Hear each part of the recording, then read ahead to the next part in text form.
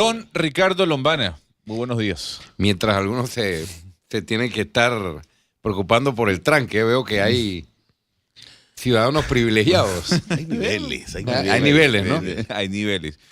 Traiga chocolate, por lo menos. Por favor. Don Ricardo Lombana, ¿cómo me le va? Muy bien, gracias. Aquí contento de estar con ustedes y saludos a toda la audiencia. Vamos a iniciar obviamente con el tema que usted viene tocando en los últimos días, que tiene que ver con el retiro de su visa para los Estados Unidos, luego de haber recibido esa carta del Departamento de Estado. La reacción ya la hemos escuchado. Usted ha planteado su posición sobre el por qué firma ese documento, el por qué usted se adhiere con otros líderes políticos del país en contra de ese memorándum. Y la pregunta que yo le voy a hacer es lo siguiente. ¿Usted cree que esto le suma o le resta un voto a Ricardo Lombana? Bueno, yo no lo estoy viendo en esos términos de si me suma o me resta votos. Lo que sí te puedo decir es que algún impacto tendrá en la opinión pública. Eso es innegable. Medir si es positivo, si es negativo, creo que el tiempo, Gonzalo, tiene que pasar un poco para poder medir aquello. No tengo una encuesta, obviamente, que ahora mismo haya medido en los últimos días esto como para poder decirte, mira, el efecto.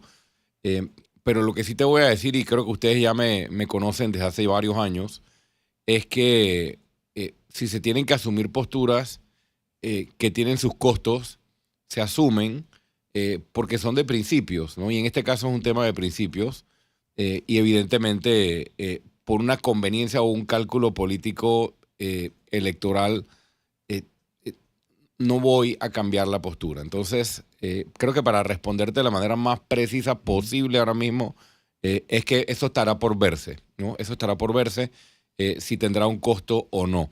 Lo que sí es que en la intención uno podría, dentro del análisis, en la intención del Departamento de Estado, o en este caso de la Embajada de Estados Unidos en Panamá, al hacer el retiro de la visa, yo creo que obviamente la intención es causar un efecto negativo en mi figura, tanto en la opinión pública ahora mismo como tal vez electoralmente en el futuro. Entonces sí, hay una acción que busca restar votos, restar apoyo en opinión pública, restar credibilidad, pero la credibilidad se construye a través de los años y yo me siento tranquilo y seguro de que luego una trayectoria pública de casi 9 años en política y también en la privada, mi credibilidad no se va a ver afectada por una medida tan arbitraria, tan injusta y hasta desproporcionada, aunque soberana, Claro, de los Estados Unidos como esta. Señor Lombana, ¿cómo está? Buenos días. Hola, ¿cómo está usted? Yo diría que más que restar votos, a mí me pareció, y lo dije en el programa, que parece casi un castigo. Pero yo no quiero enfocarme en el tema de la visa, sino quiero enfocarme en las relaciones en general de Panamá y Estados Unidos. Nosotros sabemos la presión que Estados Unidos ha estado ejerciendo sobre Panamá.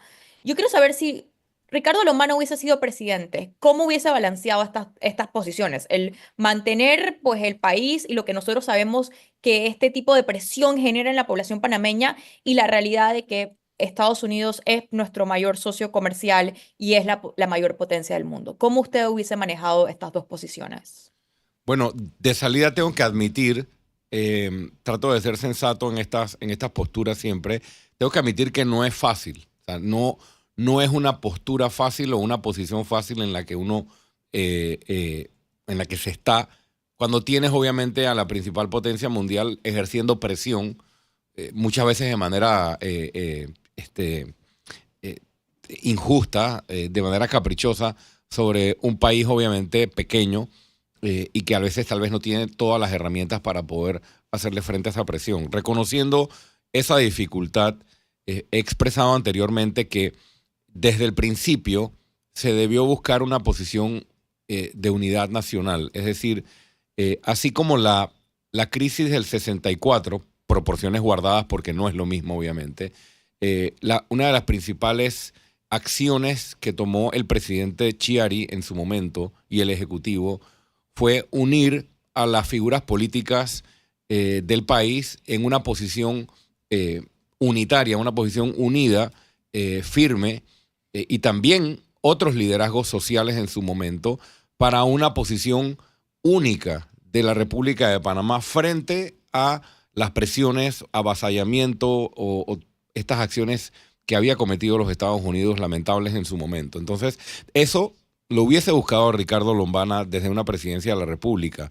Eso fue lo que le ofrecía al presidente Mulino. Lo he dicho en otros medios, lo confirmo acá, 2 veces, luego de las primeras declaraciones del presidente Trump y luego con la visita del presidente Rubio, del secretario de Estado Rubio, se le ofreció, incluso en una comunicación directa con el presidente Mulino, apoyo desde la oposición para formar una posición unitaria, en primer lugar. En segundo lugar, también lo he dicho antes, hacer de la causa de Panamá una causa internacional. Es decir, Panamá no utilizó su servicio exterior ni una estrategia diplomática para buscar aliados en la comunidad internacional para que fueran voceros de la causa de Panamá, y así como los Estados Unidos tenían una estrategia de divulgar en todos los medios internacionales mentiras acerca de Panamá y el Canal de Panamá, Panamá hizo muy pocos o nulos esfuerzos en buscar titulares y buscar piezas de opinión y buscar influir en la opinión pública internacional a través de todos los embajadores y diplomáticos que tenemos a nivel mundial, que han podido ser visitados no necesariamente por nuestro canciller, pero sí por nuestros embajadores, y allí la importancia de un servicio exterior robusto. Y tercero, sí sentarnos en la mesa de negociación. En ningún momento uno puede pensar que uno no se va a sentar a negociar y que va a recibir las presiones, pero hay que sentarse a negociar desde la mejor posición de negociación que tú puedas tener, y pensamos, aquí sí, una crítica al gobierno, que ha sido demasiado complaciente. Tan complaciente que el embajador llega a Panamá y llegandito, como se dice, y teniendo pocos días aquí, lo vemos cometiendo una serie de errores y una serie de injerencias que incluso generan un regaño por parte del presidente Mulino. Es decir, el propio presidente Mulino está viendo cómo se están pasando de la raya y ha tenido que alzar su voz públicamente frente a las acciones del principal representante de los Pero, Estados Unidos en Panamá. Entonces, señor Lomana, quiero nada más acotar antes que sigamos expandiéndonos el tema, pero quiero llegar a un punto que usted acaba de decir, y es, usted pone la comparación de los 60 y la posición unitaria que tuvo el país frente en ese momento a Estados Unidos. Pero yo diría que no estamos en este momento, y no solamente por la persona que tenemos del otro lado en Estados Unidos, pero también yo creo que hay un punto en la oposición o en la situación política del país, y era que yo no sé, en mi opinión, hubo sectores de la oposición, y aquí yo puedo meter realmente al PRD sin ningún temor, y es que parecía que estaban buscando era más rédito político o pescar en río revuelto, más que llegar a una solución. ¿Cómo usted hubiese podido afrontar el hecho que, si bien hubo muchos errores por parte del gobierno, también se denotó claramente las intenciones de ciertos sectores de la población de simplemente oponerse al presidente por oponerse? ¿Cómo podíamos tener una unidad de criterio cuando por otro lado tampoco parece que había mucha disposición? bueno, yo creo que ese primer paso para lograr lo que usted plantea lo tenía que dar el gobierno. Esa es parte de las responsabilidades del gobierno. Llamar a los distintos sectores, ambos que usted menciona, tanto los que teníamos una posición sustentada, como quienes usted puede considerar que estaban tratando de pescar en río revuelto, y sentarnos en la mesa y decir, está pasando esto, revelar la información que se pudiera revelar, y sobre esto pensamos tomar acciones en esta dirección y requerimos caminar por la misma dirección. O sea, por lo menos transmitir información o mostrar la voluntad de que había que actuar unitariamente. Y si el presidente tenía una estrategia, pues en ese momento, aunque no la pudiera compartir, si tú te sientas con todas las partes, pero es que ni siquiera eso se hizo. Y yo creo que eso dificultó la posibilidad, o tal vez incentivó que hubiese quienes se quisieran aprovechar o quisieran actuar en río revuelto. Yo no estoy en esa sopa. Nosotros lo primero que hicimos fue reunir a nuestros abogados internacionalistas del Movimiento Otro Camino y cercanos al Movimiento Otro Camino para analizar los documentos antes de emitir una opinión. Y fue la posición mayoritaria de los abogados internacionalistas y con experiencia en política exterior del Movimiento Otro Camino quienes concluyeron en conjunto conmigo la postura que asumí yo y asumió el movimiento Otro Camino. Entonces, si hubo oportunistas o no en su momento, yo no me voy a meter en eso porque yo no ando en eso. Fue una posición sustentada que la mantengo hasta hoy y la voy a mantener el día de mañana y estoy a la espera, como muchos, de que la Corte Suprema de Justicia decida las demandas de inconstitucionalidad. Yo sé que Donald Trump es una realidad política que no era la realidad política del 64 del lado de los Estados Unidos. Eso lo sabemos todos, los que vemos la geopolítica mundial y los que estamos viendo las relaciones con Estados Unidos. Y que quede claro, los Estados Unidos ha sido, es y deberá seguir siendo el principal socio comercial, estratégico de la República de Panamá. Eso no está en duda ni debe estar en duda y creo que es la posición correcta de Panamá. Pero de allí a que los Estados Unidos quiera dictar con qué países Panamá puede tener relaciones diplomáticas y tratar de presionarnos basados en una campaña de mentiras internacionales sobre supuesta presencia china y control chino en Panamá, yo creo que hay que poner una raya, ¿no? Y esa es la posición que nosotros hemos asumido y veremos cómo se desarrolla esto de aquí para adelante, porque mire por dónde va el conflicto mundial. Ustedes venían hablando de eso. No me voy a extender, solamente voy a decir esto. Lo que los Estados Unidos ha hecho hasta ahora con Panamá es arrastrar a Panamá al centro de un conflicto geopolítico. En el medio de los Estados Unidos y China, en medio, valga la redundancia, de gran tensión que existe ahora mismo ante la amenaza de un conflicto bélico que puede pasar a mayores o seguir creciendo, seguir complicándose. ¿Qué necesidad Panamá o qué necesidad tenemos nosotros de ser arrastrados por los Estados Unidos a ser una pieza dentro de este conflicto? Yo creo que eso es parte de la política exterior y de lo que Panamá debería luchar. Defender la neutralidad del canal es defender la paz y buscar la paz de los panameños. Claro. Entonces yo creo que en esa dirección debería centrarse el gobierno. A ver, don Ricardo, voy a hacer un pequeño editorial. Usted y yo hemos debatido en esta mesa de trabajo, pensamos diferentes en algunos puntos, pero siempre con respeto, y usted tendrá su posición y yo tendré la mía. Y eso es parte del juego democrático, cosa que en Panamá es posible, a diferencia de países como Nicaragua, Cuba o incluso Venezuela, en donde ni siquiera existen estos espacios. Yo escuchaba y veía un video suyo sobre la preocupación que a usted le generaba el actuar del gobierno frente precisamente a la democracia, con respecto a la detención de algunos miembros de otros gremios, sin tener que usted estar a favor de esos gremios ideológicamente, filosóficamente. Pero por el otro lado, yo me ponía a pensar, y le quiero trasladar la pregunta, y es, así como se cuestiona el actuar del gobierno y las formas de la fuerza pública en cómo ha actuado y la justicia selectiva para muchos en esta oportunidad, ¿cuál es el reclamo y la responsabilidad, incluso si hay una responsabilidad jurídica, sobre, por ejemplo, los educadores que tienen 9 semanas sin dar clases? Se lo pregunto a usted. ¿Cuál debe ser el mensaje que Ricardo Lomana le da a los educadores que durante 9 semanas no han dado clases? Bueno, lo he dicho antes, deben regresar a las aulas. Los niños, nuestros jóvenes, tienen derecho, evidentemente, a recibir educación por parte del Estado y eso requiere que los docentes estén en las aulas. Para que los docentes estén en las aulas, no solo se requiere un acto de voluntad de parte de sus dirigencias, sino que también se requiere una apertura por parte del gobierno para sentarse en una mesa a buscar un acuerdo. Por más que las posturas de los gremios en esta coyuntura, Gonzalo, o en otras, sean radicales o no, siempre la llave la tiene un gobierno. El gobierno siempre tiene la llave para abrir una puerta, sentarse. ¿Cuáles son sus peticiones? ¿Son 10? ¿Son 7? ¿Son 3?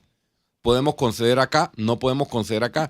Y eso baja el conflicto. Pero inmediatamente. Pero ahí me le meto. Pero déjeme terminar la respuesta. No, esa llave la tiene el gobierno y la han tenido siempre los gobiernos. Entonces, sí, por supuesto que tienen una responsabilidad para contestar directamente tu pregunta, y la responsabilidad es dar clases y volver a las aulas.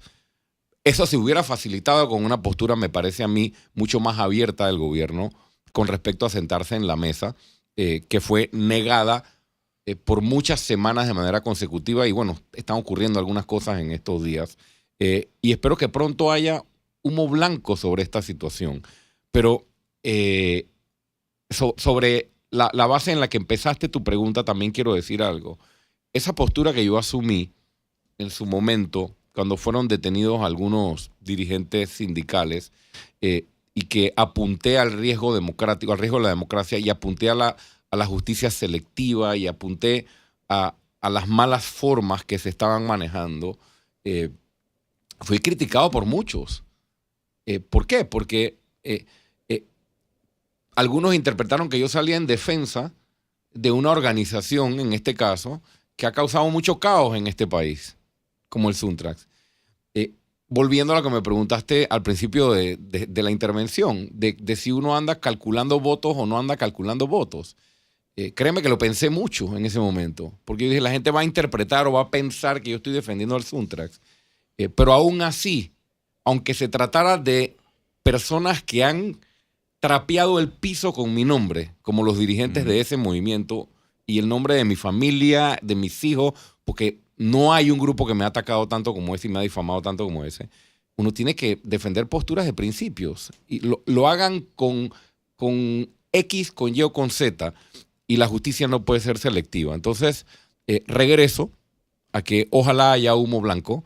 Y por más que tú tengas posturas de los gremios docentes o de otros gremios en la calle en estos momentos, específicamente sobre la ley de la Caja de Seguro Social, todos hemos visto la postura que asumió el gobierno desde el día 1 de no vamos a dialogar, no vamos a hablar, porque esto ya pasó así, así, así y punto. Entonces, cuando baja esa postura, generas rupturas. Ahí me le meto porque usted, a ver,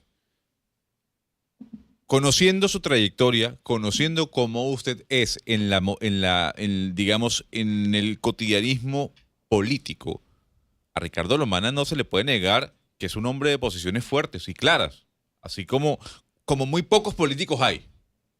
A favor o en contra. Podemos estar en acuerdo o en desacuerdo frente a las posiciones.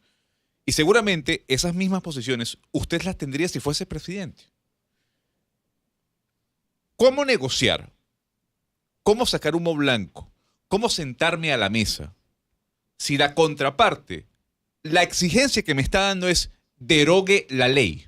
No es cambie el artículo 1, modifique el artículo 3, sino es derogue la ley. Mientras usted no derogue, yo no levanto. ¿Cómo se negocia cuando la exigencia es acabar con una ley que, por cierto, fue apoyada por los diputados del Movimiento Otro Camino, que fue modificada 300 veces en la Asamblea Nacional y que tuvo un proceso de debate de al menos 3 meses? Mire, yo me he reunido en compañía de otros líderes políticos y en compañía de otros miembros de MOCA también, con dirigentes sindicales, con dirigentes del sector magisterial, docentes, a lo largo de estas semanas, incluso meses. Y yo te puedo decir sin temor a equivocarme, primero, que por lo menos la mitad de esos dirigentes o de esos grupos están abiertos y estuvieron abiertos desde el inicio a la negociación solo de un paquete de artículos a revisar.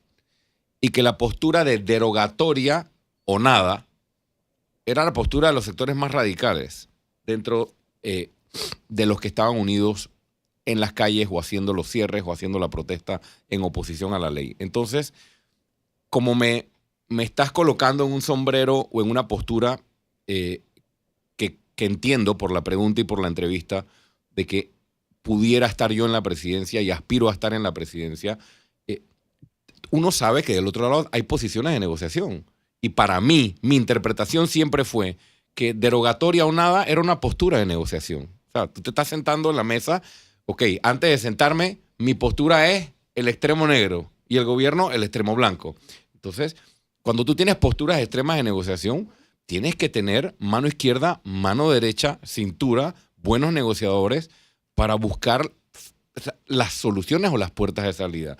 Yo te digo, sin temor a equivocarme, que por lo que yo he hablado con dirigentes en reuniones, la postura de derogatoria no era la postura de todos.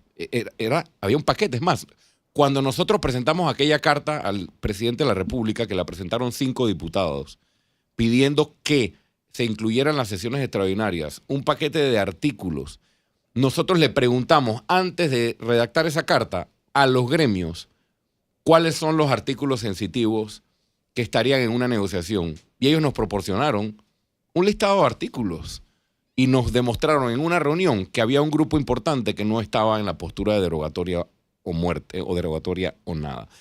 Y un comentario más: cuando tú eres gobierno, tú pones el ejemplo, Gonzalo, de cómo yo me siento a negociar con un grupo que dice derogatoria o no me siento. Bueno, uno también tiene que ponerse del otro lado cuando es presidente. Si tú no tienes autoridad moral para poder sentarte a la mesa con contraparte o frente a la nación, eso te debilita tu credibilidad a la hora de sentarte en la mesa o de poder ser un interlocutor válido. ¿A qué me refiero? A la postura que yo siempre he tenido con respecto a la Caja de Seguro Social. Ustedes me escucharon aquí muchísimas veces a lo largo de esta campaña y la anterior. El sistema de pensiones necesita reformas profundas, sí, innegable. Pero esa era una reforma y es una reforma que no puede transitar por la vida política o por la realidad política nacional sin que el gobierno primero haga importantes sacrificios y tome importantes acciones que le generen la confianza de la población. Entonces, hay factores externos. Para mí es un error. Como presidente de la República, si yo me coloco en ese escenario especulativo de presidente de la República, es un error pensar que esta discusión es solamente sobre el sistema de pensiones. Esta es una discusión que tiene que tomar en cuenta una realidad política y social. Y cierro diciendo esto, para darle la oportunidad. El hecho de que aquí los delincuentes de cuello blanco se rían de la población que no tiene agua, que no tiene comida y no tiene medicamentos, influye en la postura de los gremios en la calle.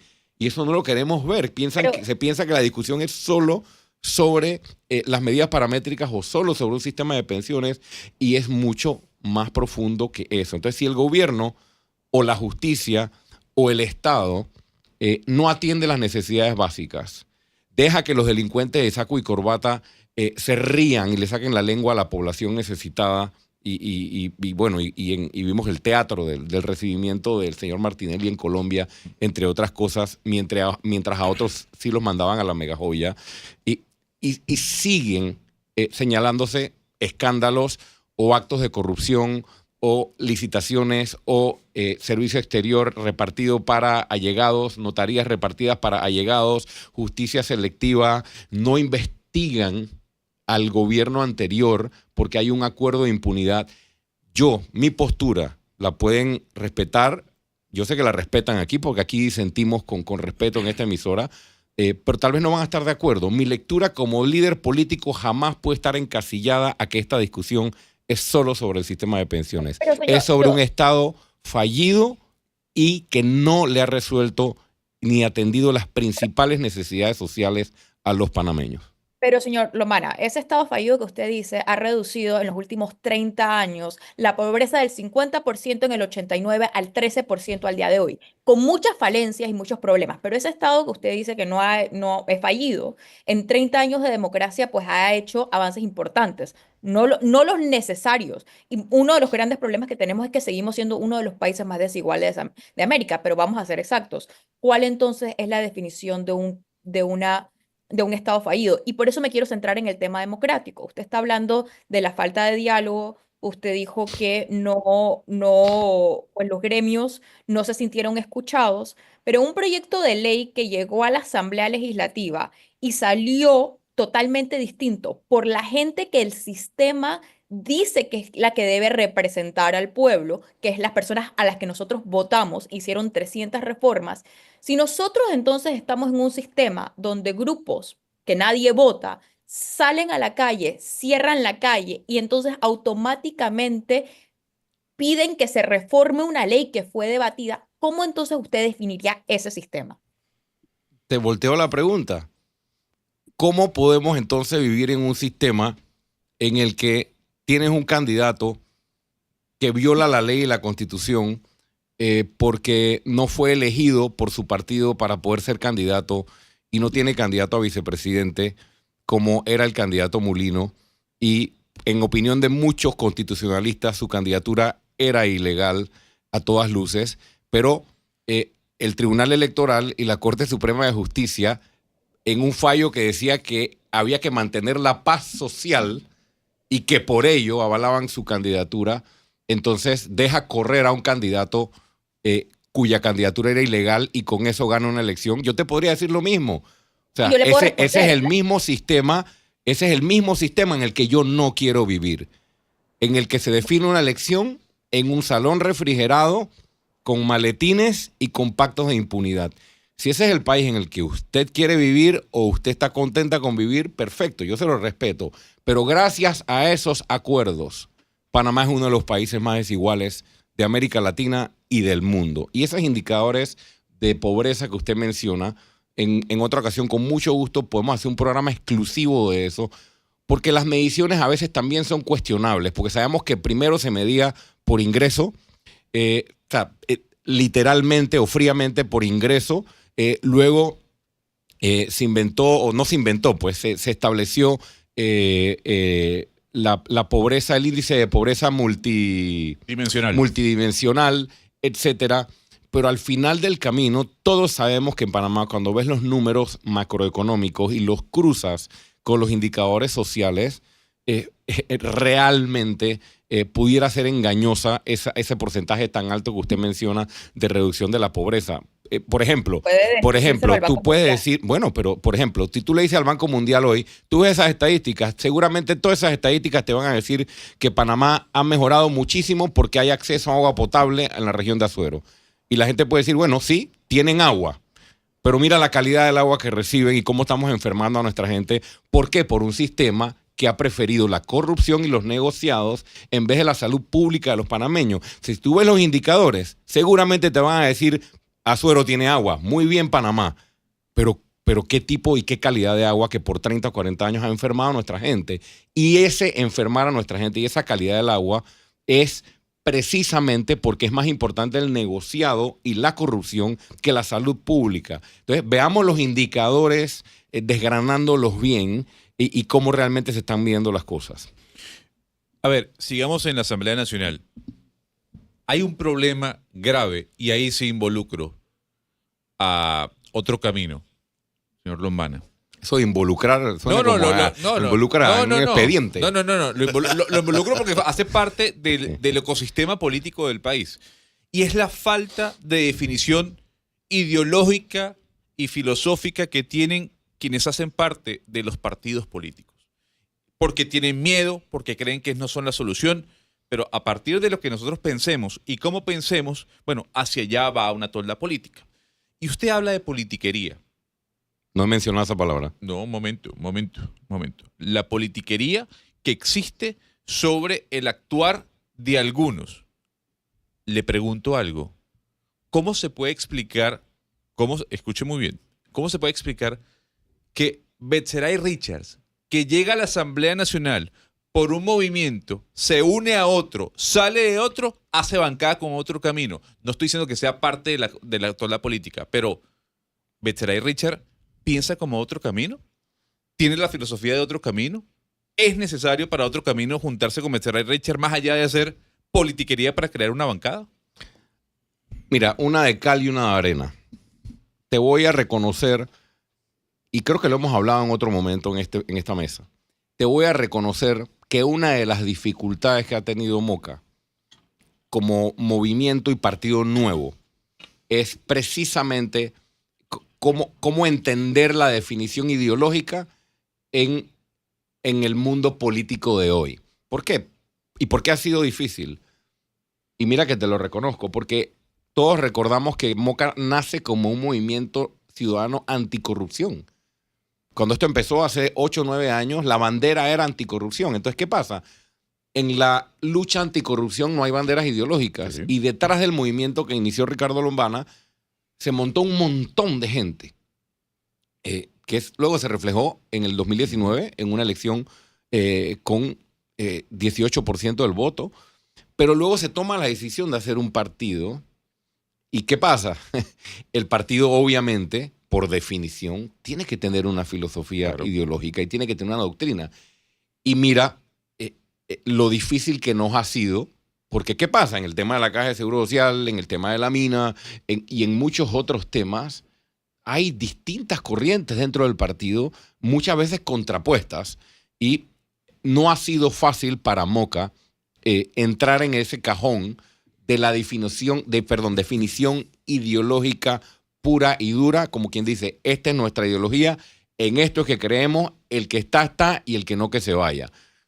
Creo que eso explica un poco el fenómeno de por qué en la última elección, por ejemplo, a pesar de ser un partido con 37,000 inscritos, sacamos 500 y pico mil votos. Eso no es porque 500 y pico mil personas piensan como Moca, sino que se colocaron detrás tal vez de los planteamientos ideológicos, programáticos, posturas, propuestas y visión que había tenido tanto mi persona en mi carrera política como muchos de los miembros de Moca. Dicho eso, en lo que sí reconozco que tal vez es una tarea pendiente que tenemos y lo hemos discutido internamente, paso a lo segundo que mencionaste. El partido, Moca, y los 3 diputados que están en la Asamblea, que ya de por sí tienen su particularidad, porque son 2 miembros de Moca y Ernesto Cedeño, que es independiente, postulado por Moca, tenía la intención de crear bancada desde el día 1, el año pasado. No se logró el 1 de julio de 2024 y ahora seguía ese interés de crear bancada y se vio la posibilidad de crear bancada con Betseray Richards. Sí nos sentamos. No te voy a decir que hicimos un cuestionario ideológico como para decir, bueno, pensamos igual en todos estos temas, pero sí en temas básicos o en propuestas básicas que vamos a llevar a la Asamblea o que ellos van a través de sus curules a llevar a la Asamblea.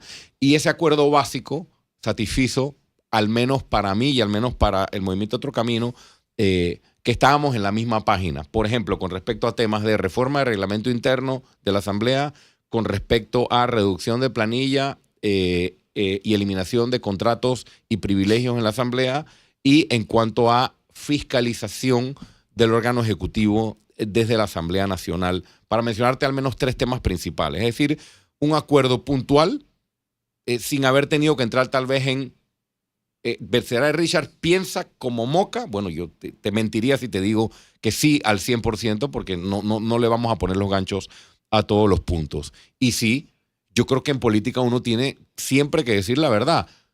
¿Le conviene al Moca tener bancada? Sí. Entonces, ¿es una decisión porque nos conviene? Por supuesto que es una decisión porque nos conviene. No. ¿Por qué ¿Qué no? principio hemos violado? No, a ver, no es ninguno, doctor Lombana. Es que no y es decir, ninguno. perdón, Gonzalo, y decir que Betseray, y no es que voy a defender ahora esto, pero yo hice todo ese tránsito de ser el pelado de la mochila, el movimiento independiente que participó exitosamente en una elección, la conversión en un partido político y ahora ya yo pasé ese tránsito. ¿A qué me refiero? Betseray Richard no ha pertenecido a ninguna organización. Betseray Richard sí estuvo vinculado con Movin, estuvo vinculado con Vamos, pero Movin no es un partido ni es una organización formal, ni creo que nunca lo fue. Y Vamos es una bancada en la Asamblea Nacional y él no corrió por Vamos. Entonces, decir que él estuvo en una organización, luego saltó a otra organización y luego saltó a Moca, si fuese que saltó a 2 partidos, yo te lo validaría o te daría nuevamente la razón. Pero en eso sí, creo que no vamos a estar del todo de acuerdo, porque él es un diputado independiente, como lo son todos los diputados de Vamos. Todos esos diputados de Vamos son diputados independientes. Entonces, si vas a hablar de colectivo, si vas a hablar de organización, yo creo que tienes que hablar de un partido político. Pues son las 7:55 minutos de la mañana. Yo no lo puedo despedir sin preguntarle cómo va la salud. Muchas gracias. Eres una de las pocas personas periodistas que siempre pregunta al aire esto y te lo agradezco, Gonzalo. Está bien, en diciembre del 2024, enero del 25, se cumplió un año del diagnóstico del cáncer y me tocaban hacerme pruebas de rigor. Uno se hace pruebas cada 3 meses de sangre, cada 6 meses y año, resonancias magnéticas y biopsia. Todo está bien en el chequeo de un año. Así que lo que comuniqué al país en tiempo electoral sigue siendo la realidad de un cáncer encapsulado, gracias a Dios, y cuyos indicadores están controlados. Así que la salud está bien. Qué bueno. Qué bueno. Pues, don Ricardo Lomana, directivo, presidente, líder del movimiento Otro Camino, ha dejado un titular que yo me lo quedo. Tiene intenciones de ser presidente de la República. Pero por supuesto que sí. Y ahora, más que nunca, con visa o sin visa. Muchísimas gracias por habernos atendido. Vamos a hacer una pausa y ya veremos con más. Oye, ¿dónde?